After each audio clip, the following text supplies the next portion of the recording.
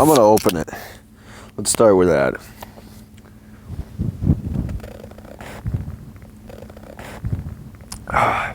Welcome to Deer 30. Hey guys, thanks for tuning into this week's episode of Deer 30. We're coming at you live, smiling ear to ear from North Dakota. If you happen to catch last week's episode of Deer 30, Brennan alluded to us, Dylan and I, grinding it out here, and we took it down to the wire day 8. It's been a good week for the Breaking Point. It's been an awesome week, yeah. So those guys both killed in Oklahoma, Mike and Brennan, both some studs down there. And in the meantime, Unger and I've been here, how many days? Jeez, 8, 9 days? 9? I mean, it's been a grind. It's been a long time, it feels like. Yeah, and the deer out here this trip have been super sporadic, just inconsistent. Wherever we would go. They had a really wet fall out here, so there's just a ton of standing food. Yeah. Deer are literally just bouncing all over the place, and you can see them midday just out in the middle of the field feeding, and it's been really hard to kind of pinpoint them and find any sort of pattern to get with them. That's been difficult too, and then the coyotes. I've seen more coyotes out here this week than I have in all the previous years put together. We actually had an encounter with this guy night 4, 5? 2 nights ago. 2 nights ago, and the deer, they seemed a little bit on edge. We couldn't figure out what was going on. No sooner did they decide, not to come by our blind, a coyote stepped out of the woodlot, and it was just, we couldn't catch a break, it felt. Yeah, that was tough. And we had the wind in our favor, and we're wondering what the heck is going on. And these deer just would not close the distance, and eventually they spooked off, and about 5 minutes later, a coyote came through, and we were both just sitting there thinking, just steaming out of the ears. Yeah, something out of our control completely. And he was within 60, 70 yards that night and put on a show for us. So, last night we didn't have the wind to hunt that spot. We went and hunted a different spot last night where we had a shooter daylight finally after about 2 weeks.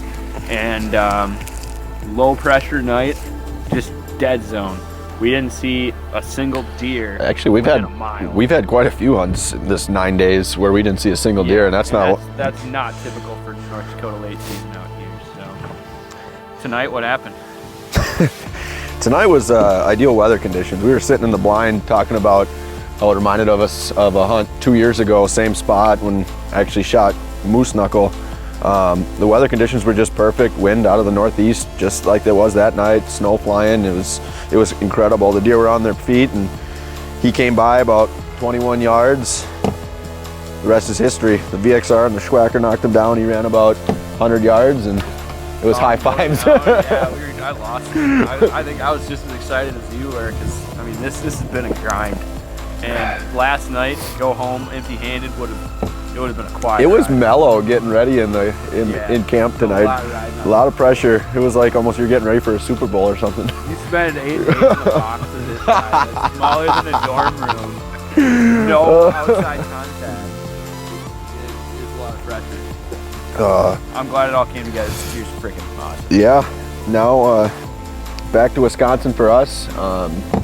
I don't have any buck tags left. I'm done for the year. I think you got a couple more trips planned. I still have my Wisconsin tag, but nothing too promising going on right now on our property. And I'll probably finish out the year filming. I'm hoping this hot streak continues. Brennan's got an Iowa muzzleloader tag. Yeah. The boys each still have a tag down in Oklahoma. We got to finish strong. It's been a tough fall for us for as many deer as it seems like we've killed. We really haven't had all that great of a year considering years past, so really need to finish strong and keep this momentum rolling. Yeah, tonight was, this is perfect. This is all about. We got a lot of work to do before we can leave camp tomorrow, but we're gonna leave I don't think we're gonna leave early. We're probably gonna celebrate a little bit here and Jacks and Bush Lights. It'll be a more casual pack up. Truck's gassed up, though we got that going for us.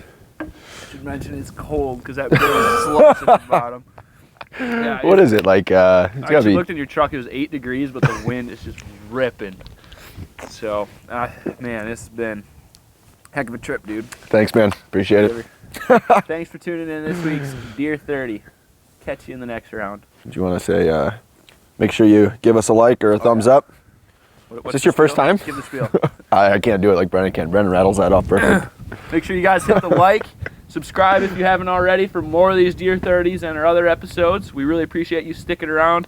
All that support, comments, that helps us out a ton. So thanks for checking in, fellas, and we'll see you in the next round. Yippee! Yippee! Jim Kite. Night, night.